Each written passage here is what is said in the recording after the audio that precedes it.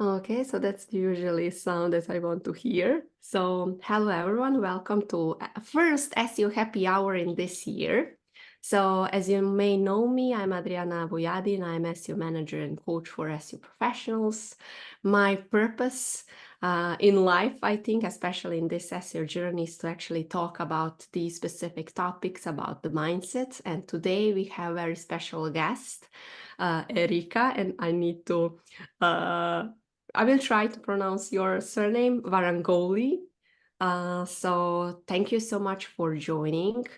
In our initial call, I think I have been impressed by you, by your not just like SEO journey, by the position that you are doing now and how you can how you did align like all these things to your personality, being authentic. Like even there is not so many positions that you are holding now. So that today that is something that we will discuss: how to be successful SEOs, but we really want to align that success with our personality and to just like be kind of like perfect match. So thank you so much for joining. Welcome to SEO Happy Hour. Adriana, thank you so much for inviting me. I was looking forward to that. Happy New Year to you and everyone listening to us. So yeah, looking forward to discussing all these things. Although when I hear the term success combined with my name, it always sounds a bit strange. But hopefully, some of the things we discuss are useful for us. Mm-hmm. Maybe inspirational. I hope. I hope it Oh, is. it will be definitely.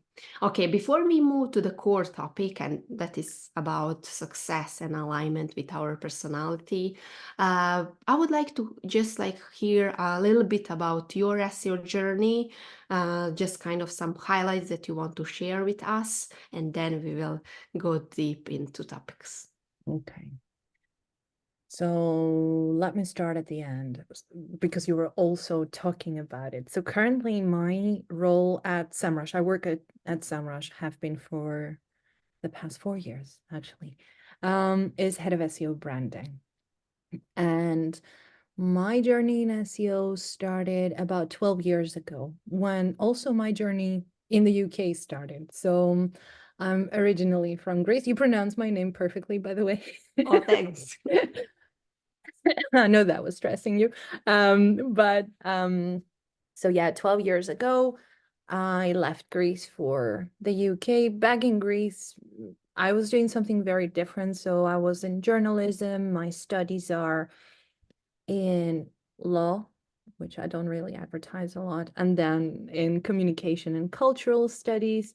But yeah, I was working in magazines as a journalist. And then moving to the UK around that time, that was like 2012, I could see globally the industry changing, right? So even publications and publishers, traditional publishers, were having a very hard time.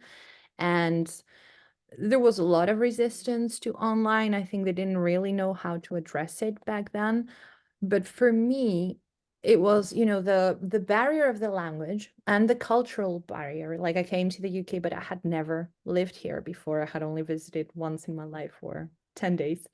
Um, so the barrier, that cultural barrier, plus my curiosity, like what is this online marketing that everyone's talking about? Like I was using social media personally and for the publications I was working for, but it was all nothing to do with strategy as we mean it now, right? With all the experiences and platforms we have. So I wanted to go into that. And I decided that I would come to the UK because I could see that it was way more advanced as a market to do online marketing, to go into SEO. I didn't really know which part of online marketing I liked, but I wanted definitely to find out. So I'm not going to tire everyone with a thorough explanation of 12 years, but I was fortunate enough that at some point someone trusted me, an agency trusted me with a role of digital marketing executive, which was perfect because it allowed me to work on many different channels and many different clients and sort of get to learn a lot. And I got to learn a lot because I was very curious, because it was a small agency, so it needed to provide a lot of value for its clients in order to retain them. Um, so yeah, that was a great experience. And then naturally, my progression, because of my background and experiences, it was more towards content marketing, but I was really interested in SEO. Like, I saw it as an umbrella. So is content marketing. Like content marketing, if you speak with anyone, you will end up probably discussing everything because it involves content, and then content is everything. But I was particularly interested in like organic programs, organic strategies that involve content, involve creative ideas as well. Um, so my progression through agencies or in-house roles, there was a mix of both, more heavily towards agencies in the first 6, 7 years.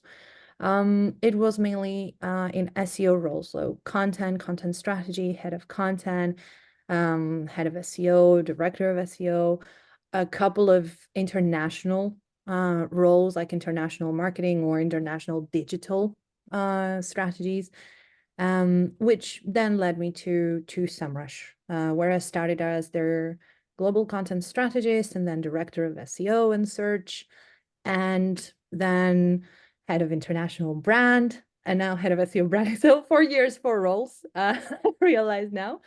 Um, but yeah, in the end, if I look at these like first 12 years, um, they allowed me to be able to dip in many different channels, many different types of strategies or clients or industries.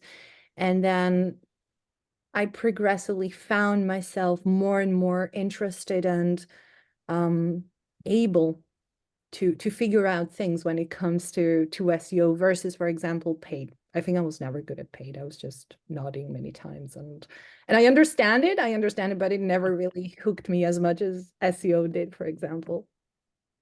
That is something that I'm seeing across all SEO professionals. They really have passion for SEO. So, and definitely, if you are not passionate about SEO, you can't do that regarding all these changes and like updates that we are doing. So that is like the same thing for all SEO professionals. Yeah, I think something's wrong with us. Yeah. We are, I think, very passionate.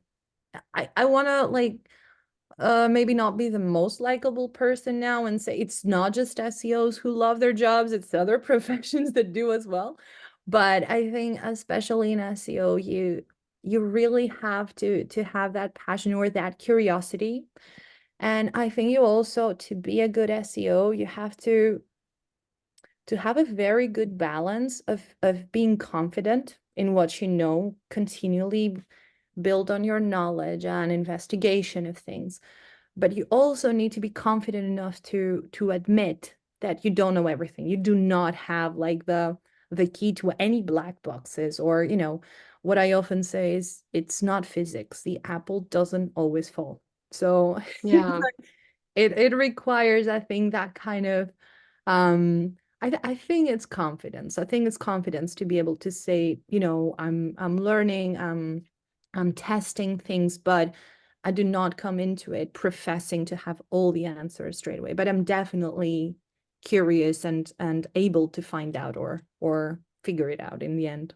Yeah, and if you don't know, like that's totally okay because you you are worthy at the same level as others like that know that knowledge or about specific SEO. Yeah. So that is something that also as SEO professionals are struggling with about like feeling good enough, pressuring themselves to actually know everything about SEO, but like that's impossible and like it's totally fine if you don't know, and you can say like clients, team members, like, hey, I don't know, but I will check it. Yeah. And I think, in traditional, let's say more traditional professions or business environments, right? It's the norm has been that, the more you also progress or the more years you work, the more you know. this is also the case with SEO, but SEOs are in that peculiar situation whereby compared to I don't know, a salesperson or an HR person or a developer or someone else, maybe they find themselves screaming internally that I don't know anything, that like I cannot commit that the outcome will be X. Mm-hmm. You know, historically in business, a big part of the convention between employees and employers is that that you always know that you have the answers, or um, you have one direction that will work. If it doesn't work, it's going to be something else. But with SEO, that balance and that kind of always something happening in a certain way, bringing always that result is not the case. And I think that's where the struggle comes from. It's like people feeling that, or having to deal also with clients if they're agencies, or with managers and bosses who say, okay, so we expect this is perfectly feasible, or this is what we've seen others doing, because you get a lot of that online as well, like success stories. I did this, here's my secret formula, you can have it. And that information transferred and communicated like this widely creates a lot of misconceptions, which if you're honest, or if you're just able to know some things, you'd know that is not always the case. So you Mm-hmm. fight back. You need to push back sometimes and say, wait a minute, that's not the case Yeah. necessarily. And that takes courage, I think. Okay. That takes courage. What kind of courage do you think it's needed to be successful and to find that success that is aligned with your personality? Hmm. So you mean be successful as an SEO and like your progression, or to be accepted as an SEO by a wider audience? There's a lot of, Mm-hmm. I think we start with defining success, right? And I think that cannot be defined in one way. Like my definition is probably very different to everyone else that we might ask if we did a poll right now. Of course, there are for adults growing up, there are standards of, okay, success may have to do with like our compensation, how much do you earn, or fame, how many people know and respect you. We can go even back to Maslow's hierarchy of needs, right? Is success, if it's going by stages, then when you start maybe even securing that good paycheck that gets you to be autonomous and do something you're interested in is great success. But 10 years down the line, is that still a success? For some people, maybe. For others, it may never have been the case. It may have always been about learning as they go. So um, I wouldn't want to define success for everyone. For me, um, it also has changed through the years. Mm-hmm. Imagine like when I came to the UK, success was find someone crazy enough to give me a job to do this for the first time ever. Um, but over time, as I got invested into it and I started learning, success was to get to a level for myself to feel that I know enough to feel confident that I know what I'm doing. Which of course never works this way. It works the other way around. The more you learn, the more you realize you don't know. So, so over the years, this is changing. If I go back to Maslow's hierarchy of needs, for me, definitely um, feel feel that sentiment of belonging in a community Mm-hmm. of people that I respect tremendously for their knowledge, and just getting to talk with them and be peers with them sometimes for me is extremely rewarding and makes me feel, wow, that's success. Like, 5 years ago, I was reading everything they were writing and I was learning from them. And now we talk and we collaborate on things. So this is great for me. Um, and getting to do more or new things, right? So that feeling sometimes when I dive into something new that I'm going to be terrible and fail miserably is also the kind of feeling that I find myself looking for if I've been feeling quite confident in what I'm doing for a while. So there's an opposite, a reverse instinct that says to me, the moment you're given a proposal or being offered something that triggers, fear, very negative emotions, fear of failure, that is probably a good signal that you should go for it.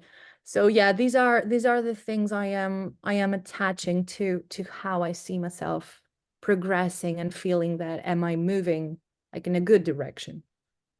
Yeah, I think you tackled a few important things here, and that is something that we are helping here other SEO professionals to find and define their success. So just for them to actually be aware that seeing all these things on LinkedIn promotions and everything that has been shared on LinkedIn, that doesn't mean that that is success for them. And they always need to define what they really want to be, to achieve, how they want, what they kind of need in that moment. And also being okay that like in this like current stage, they are okay with that, but that doesn't mean for the next year, for the few years in the future, they will not be aligned with something else. So whatever kind of like you want, title, salary, specific company, international companies, like it's totally okay, but you also don't need to get everything in once. And just like Yeah. if you are lacking all these things, to be kind of like unsatisfied with your current position. Yeah. And two things on that, Adriana. One is that when I look at SEO, right, is probably one of the let's say fields of knowledge, right, where you have so many options.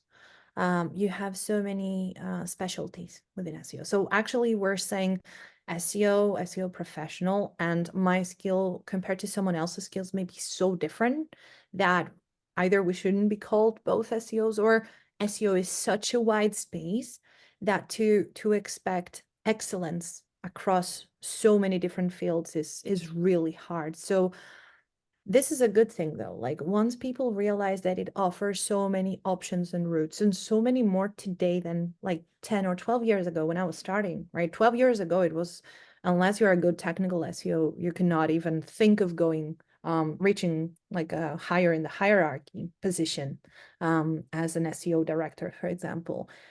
Once you realize that, the thing that unlocks for you is that, first of all, for you can work in SEO as a freelancer, as a consultant, in-house, agency. There are so many different formats of what that work or job looks like, that you need to actually know what works well for you, and try it. Maybe you think, a role in a huge company is going to be great for me. And you may do that for a year or two and realize that actually this is terrible. I would be better off as a consultant or freelancer or agency side. Then the other thing is, what are the things you want to do? Like if you ask me now to work on things that I was working 4 years ago, and just do this again, I would be miserable. Not because I don't like them, but because I don't just want to do that. But I've chosen a path and I've specialized in some things over some others. And that has allowed me to get to that sense of, I know what I'm doing. I'm learning more, like I'm reading. This is not just my 9 to 5. It's kind of like, who I am as well. I like doing this and I like reading about it. So it can change, and it should change, I think, because SEO is also dependent on changes happening outside of us, right? It's Google, it's the economy, it's the businesses, it's AI, it's everything else also impacts a lot what our day looks like. But don't feel that pressure that SEO is one thing. I see 10 people very famous online and on social all the time. This is what they're doing. I should do the same.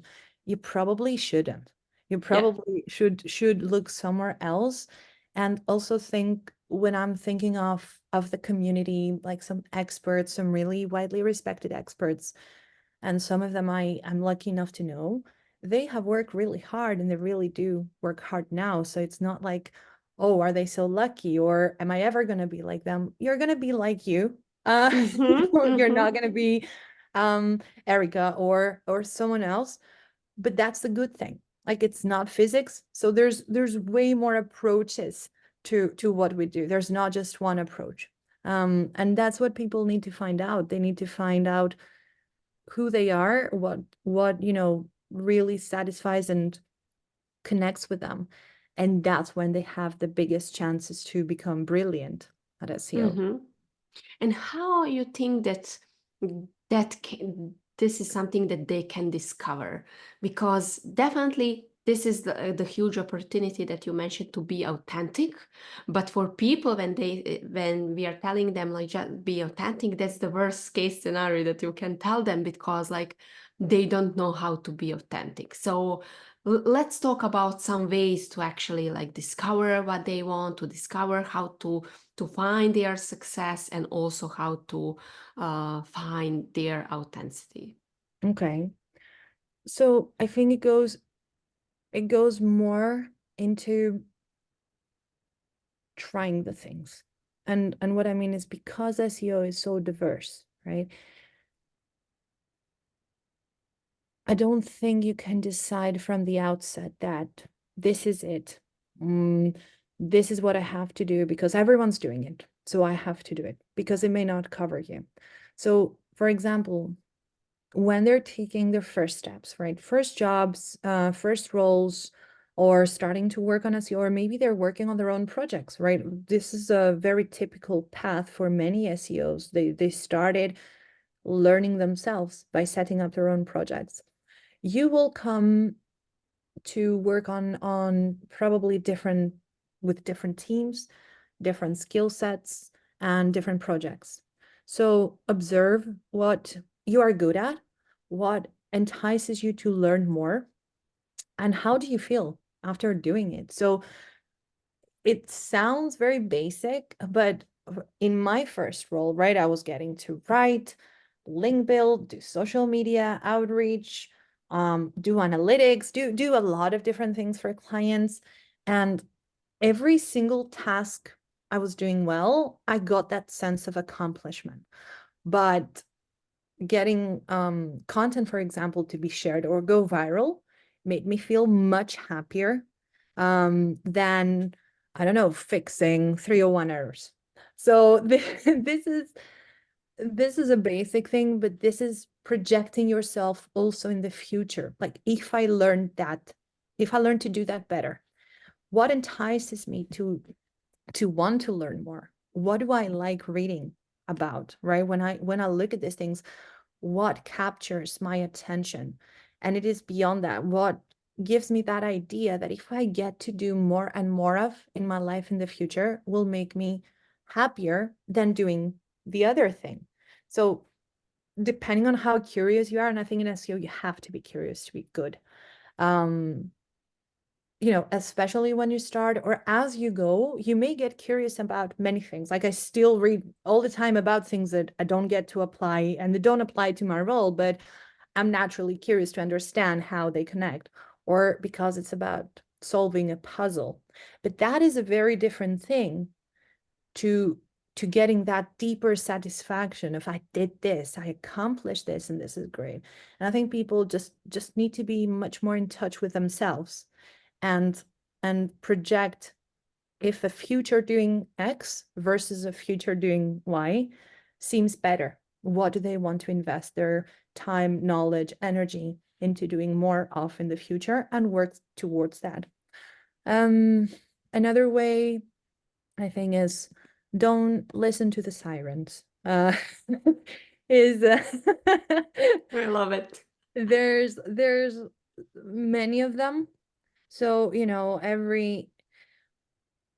if I had, if I have, I don't know, 10 cents for every time SEO was dead, for every time that AI is going to take our jobs, for every time something is king, something else is queen, everything's going to die because of this, like, we would have quit and done something else many years ago. it doesn't mean it will not happen in the future, but that is the case with pretty much most professions right now. Like that is development in a society that Mm-hmm. advances. But beyond those extreme examples that are in our industry, when I say close your ears to the sirens, is follow your path, regardless of whether someone or many people on LinkedIn say, this is what I'm doing, this is the future of this, you should go into that. I've been told by one of my managers that you will never get to be like me because you're not, like, your experience is not extensive in technical SEO. And at the time, I took it as a blessing because I was like, okay, so I need to be better at this. I need to learn more. But the reality is I'm probably much worse than most technical SEO experts out there. And the reason for that is that I never really wanted to specialize in that, right? It doesn't mean that back then when I felt that this is where I see my future, this is where I see things going, this is the skill set I want to build for myself. If I had listened to everyone saying, no, unless you know technical SEO as well as this and that person, you're not going to go anywhere, I would have probably chosen a very different path and probably not liked it. So again, that has to do with also valuing your experiences and what you want to do, and not just following the path that someone else has mapped for themselves, or people around them. Yeah, I think also we need to highlight the dangers that is coming from the following path that is not aligned with us, for the following something that we are seeing in others, and that we not like it, because when we are doing our job and we like it, like we can do that like for a few weeks, for a few months, maybe years, but like definitely there is no future in that. So just like doing what you really love, and I love when you mentioned actually to tracking your feelings and being in connection with yourself, that is actually that will provide us, and we will see that kind of like signals that are feeling good for us, and then we can continue in that path. And there Yeah. is no mistake when you are connecting what you truly are with the job and the path that you are doing, because doesn't matter what happens, economic, AI, definitely you will be able to again create a new opportunity in your life, in your current company, in the new company, because you have that kind of like trust first in yourself, so you can do whatever you want in across different companies. Yeah, for sure. Or for yourself. The Mm-hmm. number of people I know who are fantastic SEOs, but they were treated as a disaster within the framework of companies, and then went on to do something on their own terms, and do SEO how they feel, or grew a project that they started that they really felt strongly about. um is a big number of people I know, like Mm-hmm. that in the industry. Or the opposite, like freelancing or consulting is not for everyone. Some people prefer to be in the context of a company or an agency, work with teams, work with people closer. There we are fortunate enough to have different models apply to this industry, and different personalities and different specialties. So I really think that the key is in just listening to yourself, and valuing yourself and your future much more than what do I see in the next step only, or what someone tells me I should be doing. No, just don't do that. Yeah, just listen to yourself. But I think it's hard to actually build that trust listening to yourself. It is. And also, this shows how much older I am to many, probably, people listening to us. And I will not pretend that I was like that from the start. Like at the start, Mm-hmm. I was like, whatever anyone trusts me to do, I'll just dive in and do it because I want to learn. The thing is, you start building that confidence and that trust by diving in and testing things and failing, right? And I cannot tell you how many times I've done a terrible job or failed at something, but failure doesn't always taste the same either. So it is the opposite side of what we were talking about earlier about like success feeling very different. If you are successful with one thing versus another, also failure doesn't feel the same. Beyond helping you learn about something like the topic you were working on or the task, it also helps you learn things about yourself. So through failing or succeeding, I've I've found out things that I may be good at or I may be terrible at, but I don't want to do anyway. So, my measurement is not, ooh, I'm really good at that. That's what I'm gonna do. I may be good at some things and I'm like, I'm so bored. I don't want to do those things. And I may be terrible at some things and really, really suck at them, but really want to do them. So I'm gonna push myself harder to become better at those. So that's how you build that. It's not an instinct. It's like really listening to yourself is by also testing yourself in different scenarios and situations and seeing what comes out as a result. Yeah, because we are willing to make such experiments with some SEO efforts, with some website projects and everything. But when it comes to us, then like we are not willing to test ourselves in some new waters. Yes, for sure. And it can be scary, but on the other hand, I think that's a part of SEO or content marketing or in our industry where we really have the luxury to try things for ourselves, like not risk any client's business or our boss's business and sort of just build something and see how it goes. Um, Mm-hmm. because we want to try something. I've started projects and dropped them because I lost interest or my time was going into other things and they were not captivating me as much as I wanted. And I've stuck with other projects, although it was very difficult because they really intrigued me. So yeah, I encourage everyone to sort of find that thing. And by saying projects, I don't mean that common theme of build your own website, set up your analytics on your own, see what happens. Like, okay, these are small tactical things, but it's like find your thing, find something that gets you passionate about it, even if it doesn't last, but you will learn something either about SEO or yourself or your next step or find your next opportunity through that. So it's definitely worth doing. Yeah, every new step is actually leading you to closer to actually what you really need and want and being yourself as an authentic SEO professional. Fun story is my career in journalism very many years ago started by actually making my own blog back when blogs were not like a cool thing or a big thing yet. um and I wasn't doing any SEO. I didn't know anything about that. I just wanted to write. Like that was what I was passionate about. And that's how journalists and publications discovered me. And then years later, when I went into SEO and marketing, like, wait a minute, I've seen this before. Oh yeah, actually, I used to blog.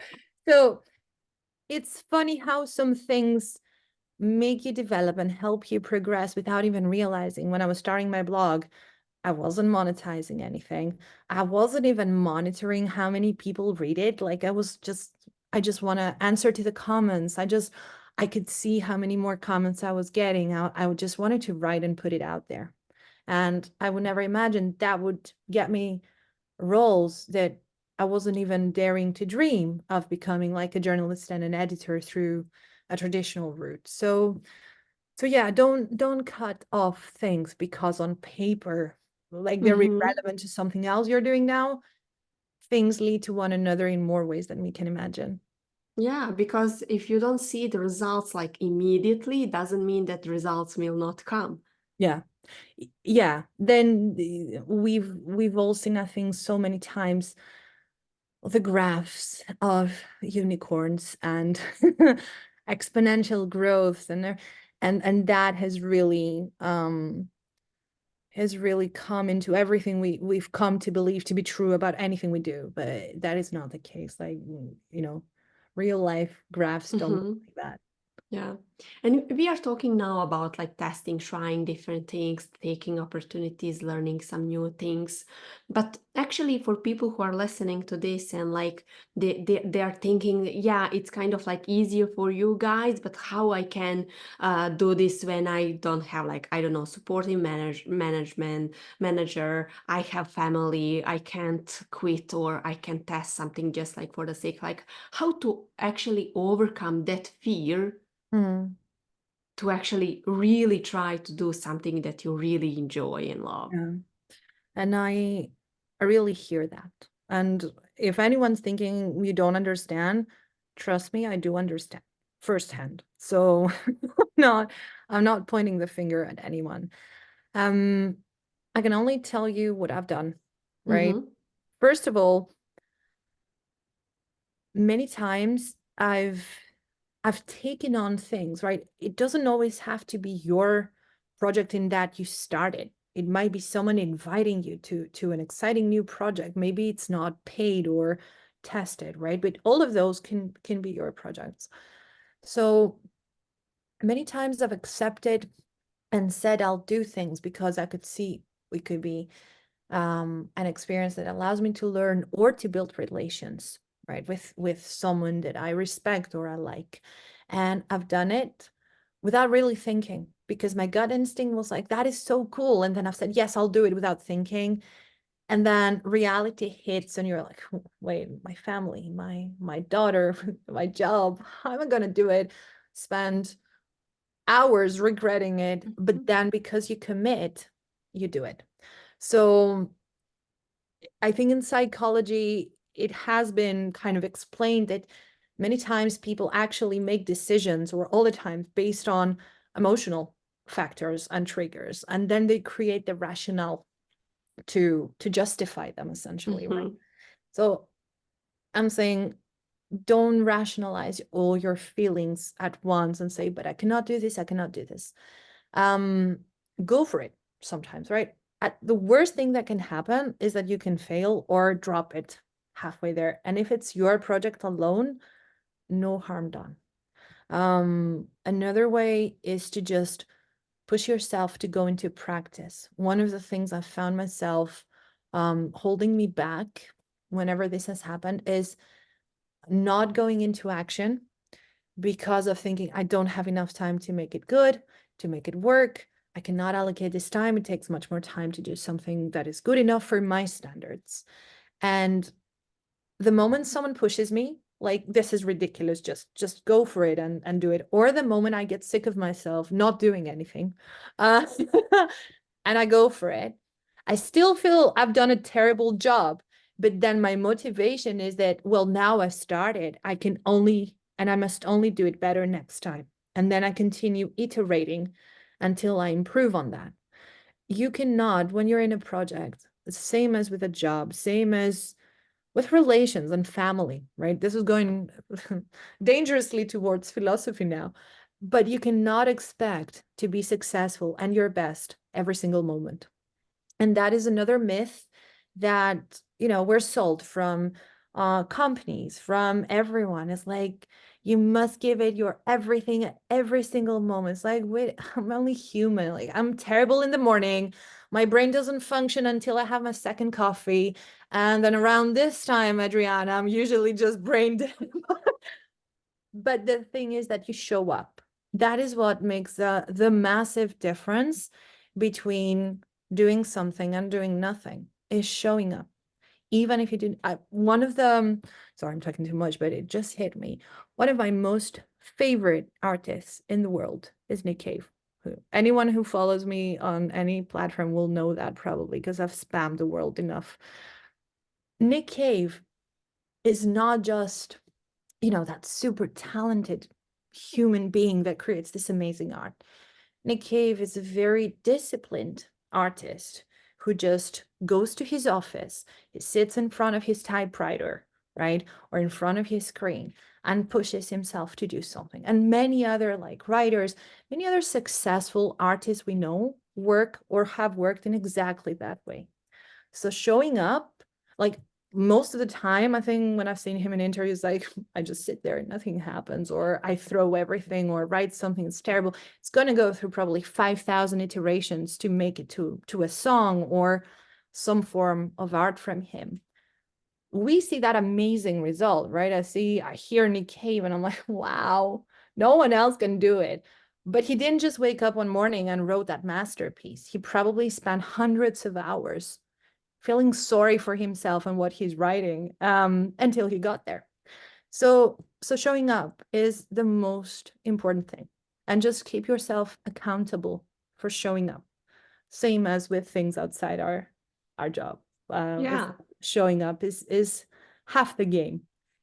Yeah, because that is what I'm saying, like to my clients. Okay, like you can do that. Okay, you can do it. And like what we are going to do now.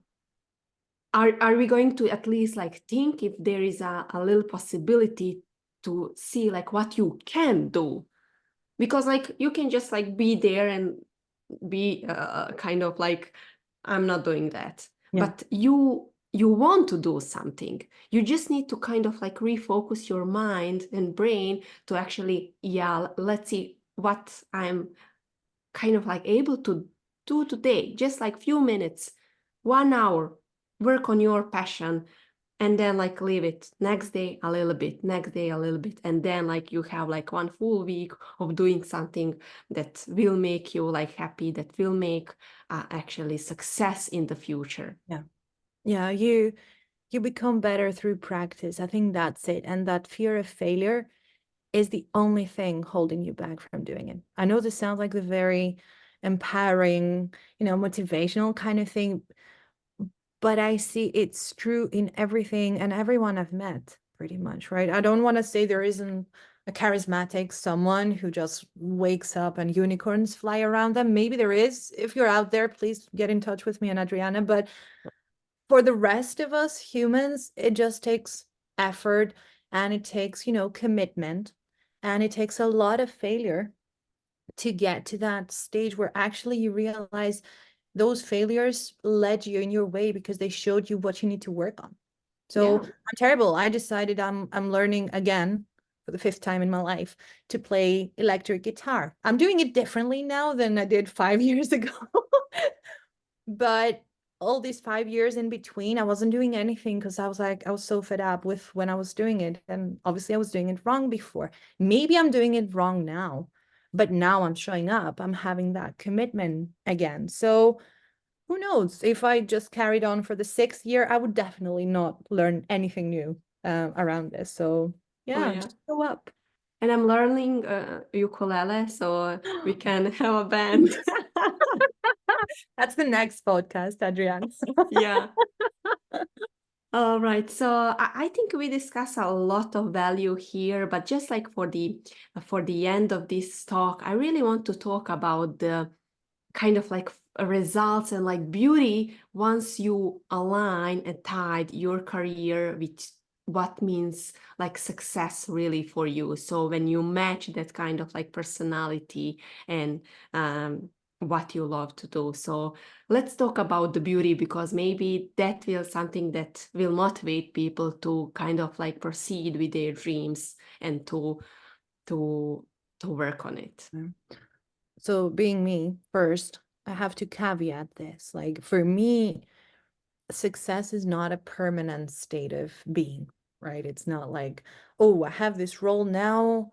It looks great on paper. It also makes me feel good. So that's it. It's like if you ask me 1, 2, 5 years from now, I don't know that I'll be doing this role or something else. So I guess in the same way as happiness is not a permanent state, success is for me is not a permanent state. I don't feel I've made it for now or for a while.